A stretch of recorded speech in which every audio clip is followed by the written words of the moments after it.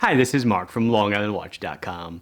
I have some new Orients to show you today. Kind of excited about, I guess, one or two of them, and one of them, as you'll hear in my overview, kind of doesn't really do it for me. But one of them is that new vintage kind of diver, really good looking with beautiful vintage loom. Very nice, kind of shares the kamasu case. I've got a new world timer, and then the sun and moon comes back, but it's missing something. So we'll get to that one. So today, the day I'm filming is actually on Tuesday. I just released the 39 millimeter Fliegers. So here is that black B dial, no date. And then on the other wrist is the white A dial. Sure to be, I think, a good success for them to pick from. You can check them out on the website now. Let's see what I have to say about some of these Orients. So let's start off with these two new divers. They both share very similar part numbers, and of course, as with everything new with Orient, there are no names to it. It's RA-AA08.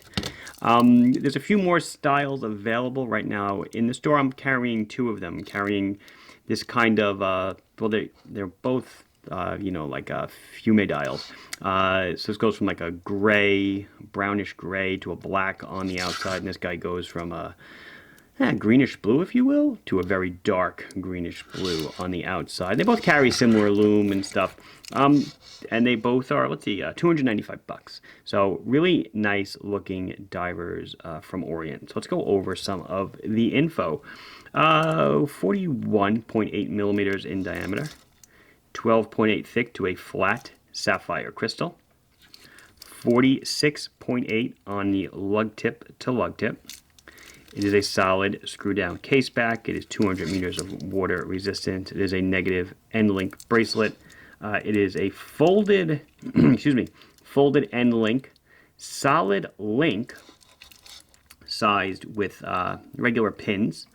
And then we do have a nice 4-position micro adjust clasp. It is stamped on the scissor part, not milled, but you do get 4 positions, which I think is pretty cool. It's a nice upgrade. They both weigh about 176 grams. So it runs on Orient's F6922 movement, which is self-winding, hacks, all that other stuff that you expect by now.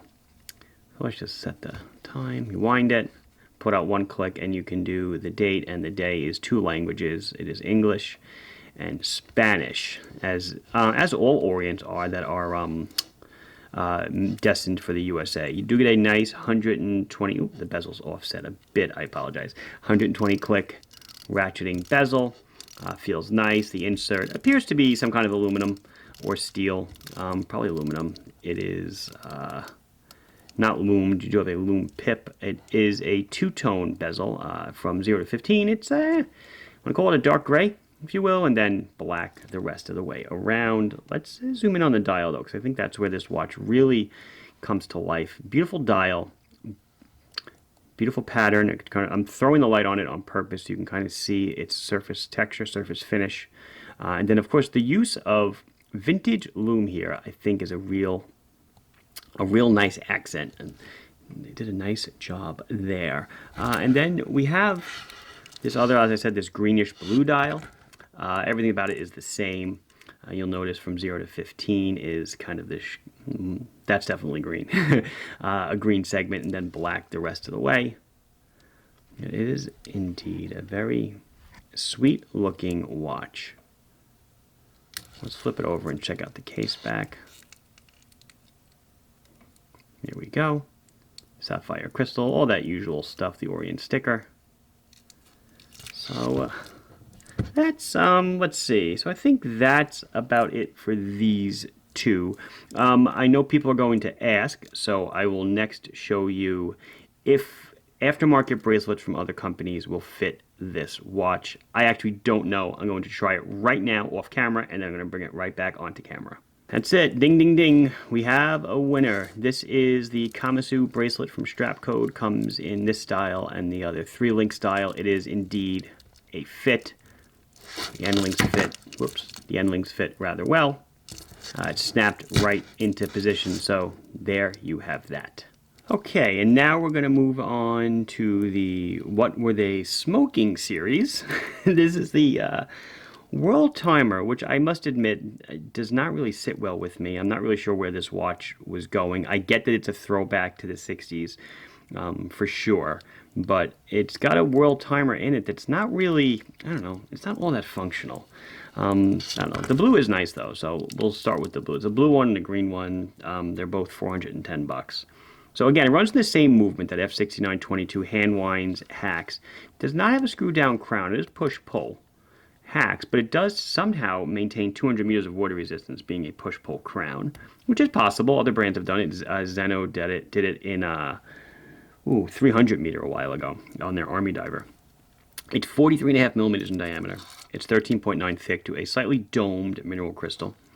It is a squat 46.5 lug to lug. As you can see, it's like a hooded lug, straight end link. So it kind of goes right down. Solid screw down case back. 20 millimeters on this bracelet. That's about it. That's all there really is. So it's got a day and a date. You know, you pull it out, change the time, one click out. Whoops, am I there? Yeah, one click out, day, date. As I said, the dial on this is really nice.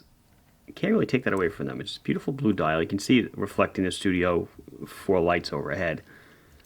It's a World Timer, but it's a 12. So this is, make no mistake, folks, this is a 12-hour hand arrangement. 9, 10, 11, 12, okay? It's not a, I'll go around. It is not a 24-hour like you would think.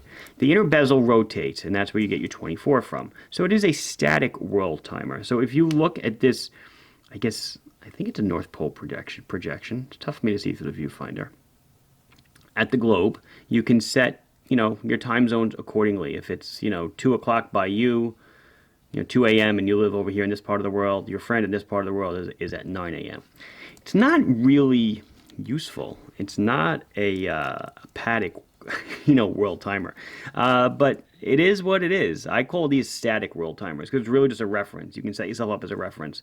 But the map itself is from the 60s. It's not even an updated political map because it's meant to be a throwback piece. Blue dial, green dial with gold accents. I did not tell you the best part, the price. $410. Again, I don't know what they're smoking. This watch does not sit well with me at all. Did not sit well with my graphic designer either. 2 position of micro adjust. You get a whole 2 positions of micro adjust there, guys. A whole 2 positions. That's it. Let's move on to the last one. That makes me happy. So last one up is the sun and moon, but we can't say sun and moon anymore. Orient has gone ahead and changed all the version 3 sun and moons, those 8K models, to new part numbers. And they removed the sun and the moon from the dial. I'll try to throw a pic up here. And I'm also not going to fully review this one because I've done those before. I'll put a link up as well.